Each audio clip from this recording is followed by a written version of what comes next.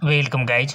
जेके Lone job channel में आपका बहुत बहुत स्वागत है। सब्सक्राइब कीजिए जेके लोन जॉब चैनल को और पाते रहिए रोजाना non stop multiple choice question physics chemistry biology के।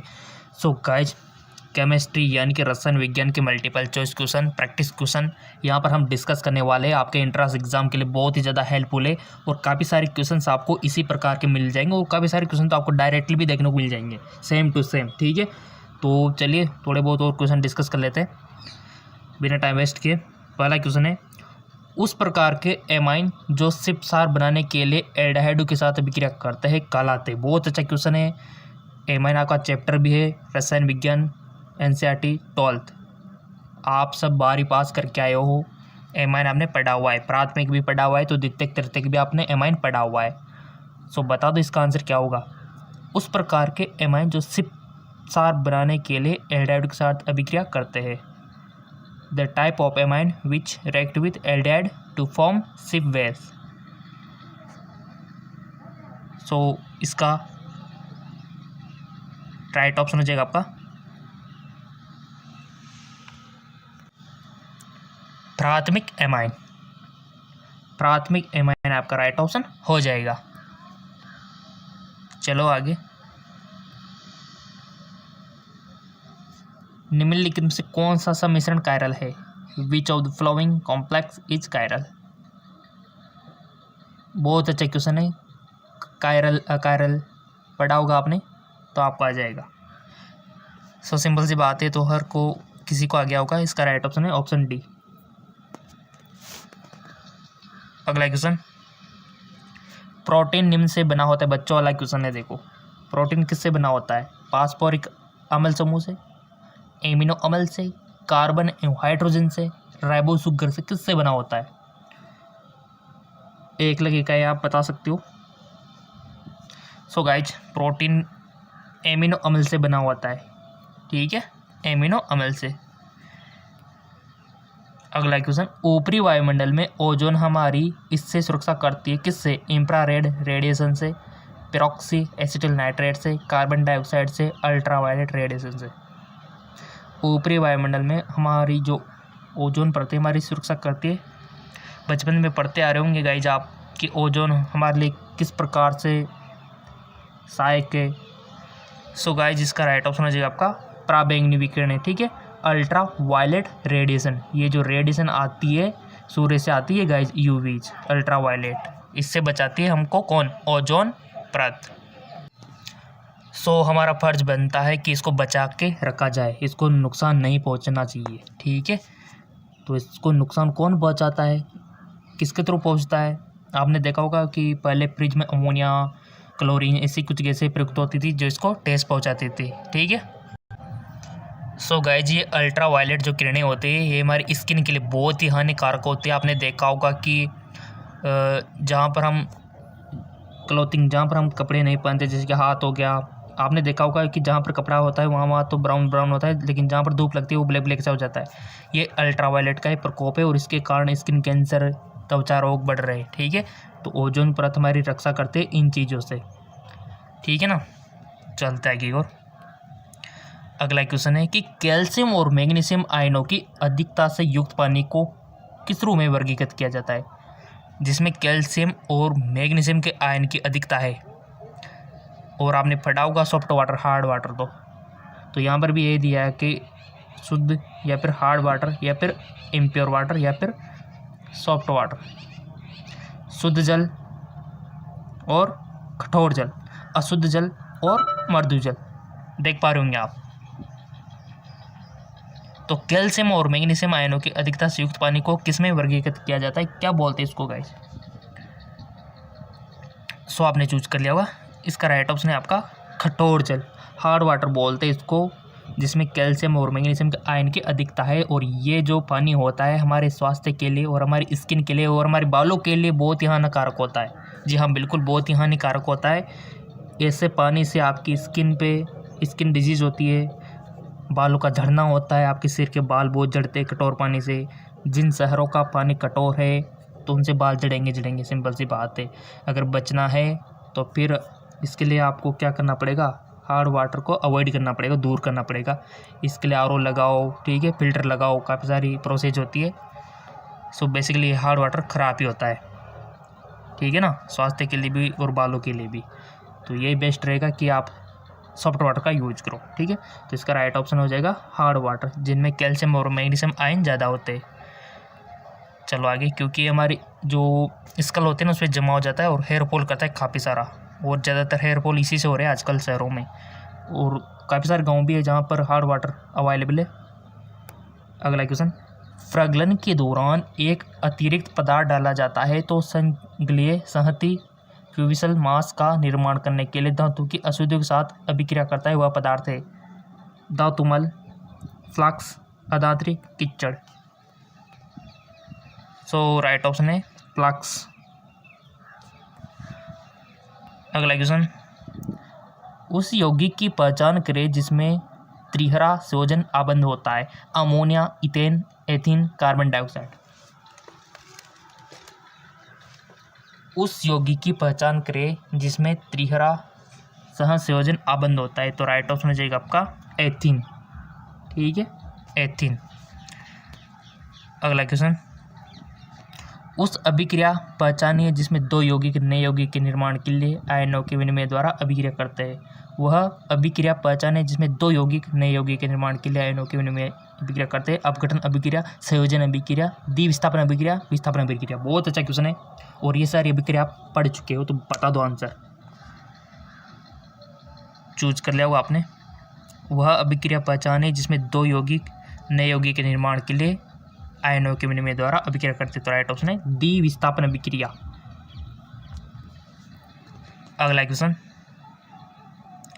आयनिक आबंध की ताकत अधिक होती है जब बंधन इनके बीच बनता है, दो गैर धातु तत्वों के बीच, तुलनीय विद्युतीय ऋणात्मक के दो तत्वों के बीच, दो उच्च विद्युतीय धनात्मक प्रणों के बीच, उच्च विद्युतीय धनात्मक और उच्च ऋण विद्युतीय तत्वों के बीच। तो राइट ऑप्शन हो जाएगा आपका उच्च विद्युतीय धनात्मक और उच्च ऋणात्मक विद्युत तत्वों के बीच।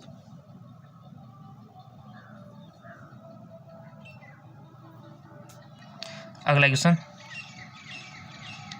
निम्नलिखित में से कौन सा कथन विषय में सही है? बहुत अच्छा क्वेश्चन है, सार के बारे में सही है। सो गाइज, आपने एसिड और बेस के बारे में तो काफ़ी सारा पढ़ा होगा, अम्ल और सार के बारे में, तो आपको यहाँ पर सार के विषय में सही कथन बताना है, और यहाँ पर ऑप्शन दिए हुए कि कड़वा होता है एवं नीले लिटमस को लाल रंग में बदल देता है, कड़वा होता है लाल को नीले में बदल देता है, खट्टा होता है नीले लिटमस को लाल में बदल देता है, खट्टा होता है। देखो बहुत अच्छा ऑप्शन यहाँ पर दे रखा है, तो पहले तो आप अपनी ईमानदारी से बताओ, फिर हम समझेंगे इसको। सही बताना है गाइज, एक ही ऑप्शन सही है यहाँ पर सार के बारे में। सो इसका राइट ऑप्शन हो जाएगा आपका कड़वा होता है लाल लिटमस को नीला कर देता है, ठीक है। देखो सार का जो गुण होता है ना, वो पहले ही बात हो कि कड़वा होता है, ठीक है, जबकि एसिड की बात करें तो खट्टा होता है, ठीक है। और सार के बारे में आपको एक बात याद रखनी चाहिए कि ये अम्ल का उल्टा करता है, ठीक है, क्योंकि अम्ल क्या करता है, नीले लिटमस को लाल कर देता है। अनिल नाम से याद रखने के लिए बोला था, अम्ल नीले को लाल करता है, तो सार क्या करेगा, लाल को नीला। तो यहाँ पर भी तो लाल को नीला ही तो कर रहा है ना, बस एक को याद रख लो, लाइफ टाइम काम आएगा एक पर, ठीक है। तो सिंपल सी बात है कि सार कड़वे होते हैं और लाल को नीला कर देते हैं। अम्ल को याद रख लो आप, अगर अम्ल, ठीक है, अम्ल खट्टा होता है, देखो नींबू की बात करें तो खट्टा ही होता है, और वो नीले लिटमस को क्या कर देता है, लाल कर देता है। अनिल नाम से आप याद रख सकते हो, ठीक है। चलो आगे, निम्न में से कौन सा धातु क्लोराइड प्रकाश संवेदनशील है? Which of the flowing metal chloride is lightly sensitive? Copper, magnesium, zinc, Argentine. कौन सा धातु क्लोराइड प्रकाश संवेदी है? तो राइट ऑप्शन हो जाएगा आपका Ag, ठीक है, अर्जेंटम। अगला क्वेश्चन, विद्युत अपघटन यानी कि इलेक्ट्रोलाइसिस द्वारा धातुओं का शोधन करने की प्रक्रिया कहलाती है? इलेक्ट्रो रिफाइनिंग, इलेक्ट्रोप्लेटिंग, इलेक्ट्रोमेट्रोलॉजी या फिर इलेक्ट्रो डिपोजिशन।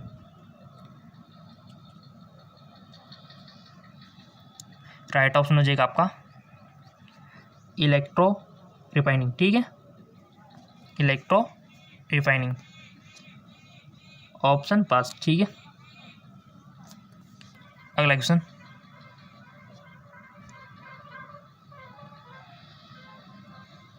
थोड़ा सा इसको इंग्लिश हिंदी दोनों में आपके लिए अवेलेबल है। प्रासरण एक विशेष प्रकार का विसरण है। निम्नलिखित में से कौन सा कथन प्रासरण के बारे में सही है?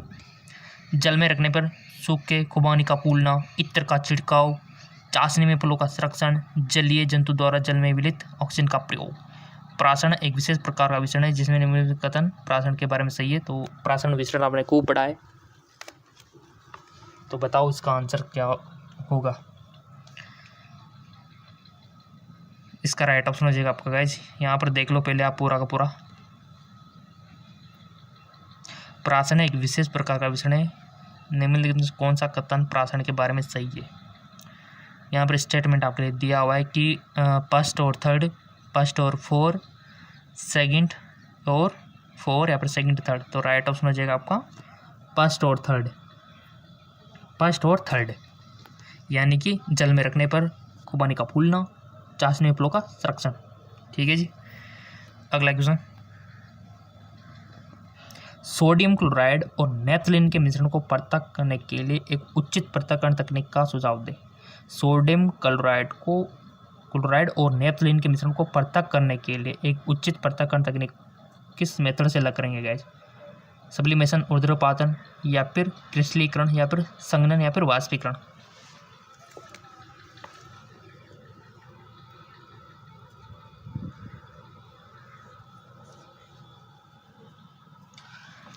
सो इसका राइट ऑप्शन हो जाएगा आपका ऊर्ध्वपातन। ठीक है, सब्लिमेशन।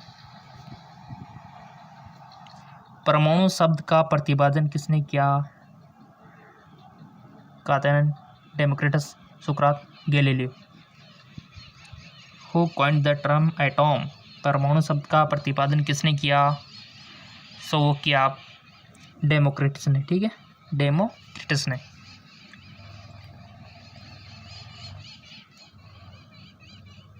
साधारण नमक और सल्फर के मिश्रण को किसके द्वारा अलग किया जा सकता है? साधारण नमक और सल्फर के मिश्रण को चुंबकीय पृथक्करण, विघटन विधि, ऊर्ध्वपातन, जाग प्लॉटिंग।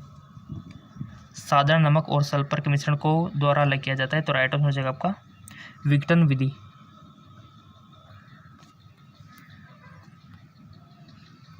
धुआं किसका मिश्रण है?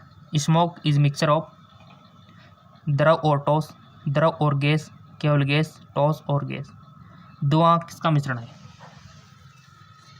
विलियन वाला चैप्टर इंपॉर्टेंट है।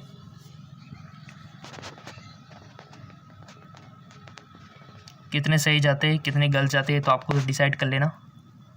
इसका आंसर है ठोस और गैस। ठीक है, ठोस और गैस का। अगला, निम्नलिखित में से किस यौगिक में उच्चतम आणविक द्रव्यमान होता है? NaCl, NH3, C2H4, CH3OH। निम्नलिखित में किस यौगिक में उच्चतम आणविक द्रव्यमान होता है? तो राइट ऑप्शन हो जाएगा आपका NaCl में।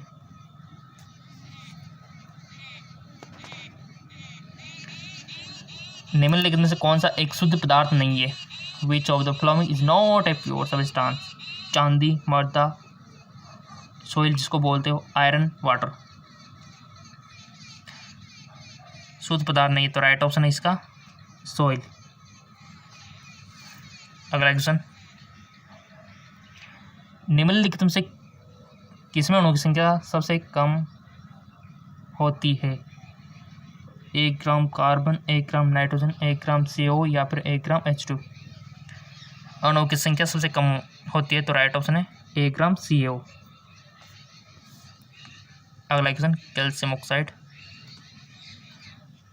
और देखो ये भी क्वेश्चन अगर आपको कम लग रहे हो ना, तो एक और चैनल है GK MCQ MK, लिंक इसका डिस्क्रिप्शन में दे रखा है, वहाँ से आप क्वेश्चन प्राप्त कर सकते हो फिजिक्स, केमिस्ट्री, बायोलॉजी के। निम्नलिखित में से कौन सा एक विजातीय मिश्रण है? रक्त, पानी में चीनी, समुद्री जल, कार्बन डाइसल्फाइड में सल्फर। विजातीय आपको बताना है। Which of the following is a heterogeneous mixture? So वो है आपका ब्लड। ठीक है, अगला क्वेश्चन, एक तत्व के 2 समस्थानिकों के उदासीन परमाणु के लिए कौन सी विशेषता भिन्न है? इलेक्ट्रॉन की संख्या, प्रोटॉन की संख्या, न्यूट्रॉन की संख्या, परमाणु क्रमांक। एक तत्व के 2 समस्थानिकों के उदासीन परमाणु के लिए, तो राइट ऑप्शन हो जाएगा आपका न्यूट्रॉन की संख्या। अगला क्वेश्चन, नैदानिक एक्सरे के लिए निम्नलिखित में से कौन से निलंबक का व्यापक रूप से किया जाता है? Magnesium sulphate, beryllium sulphate, copper sulphate, calcium sulphate. Important question. Right option beryllium sulphate, barium sulphate, ठीक है। अगला क्वेश्चन, और अभी तक आपने फेसबुक इंस्टाग्राम पे फॉलो नहीं किया तो लिंक नीचे दिया हुआ है, फॉलो कर लेना। डाल्टन के परमाणु सिद्धांत के अनुसार निम्नलिखित में से कौन सा कथन सत्य नहीं है? परमाणु अविनाशी है, रासायनिक अभिक्रिया में भाग लेने वाला सबसे छोटा कण परमाणु है, सभी पदार्थों के परमाणु सभी मायनों में समान होते हैं, पदार्थ परमाणु से बने होते हैं। तो राइट ऑप्शन है आपका सभी पदार्थों के परमाणु सभी मायनों में समान होते हैं, ठीक है। सभी पदार्थों के परमाणु सभी मायनों में समान होते हैं। अगला क्वेश्चन, संपूर्ण ब्रह्मांड में 99% द्रव्य है, 99% मैटर इन एंटायर यूनिवर्स, ठोस द्रव प्लाज्मा गैस। बताओ अब इसका आंसर, मोस्ट इंपॉर्टेंट है। और फेसबुक इंस्टाग्राम पे फॉलो नहीं किया तो फॉलो कर लेना गाइज। संपूर्ण ब्रह्मांड में 99% द्रव्य है, वो है प्लाज्मा। जी हाँ बिल्कुल, पदार्थ की चौथी अवस्था भी आप बोल सकते हो प्लाज्मा है। ठोस द्रव गैस के आगे प्लाज्मा, 90%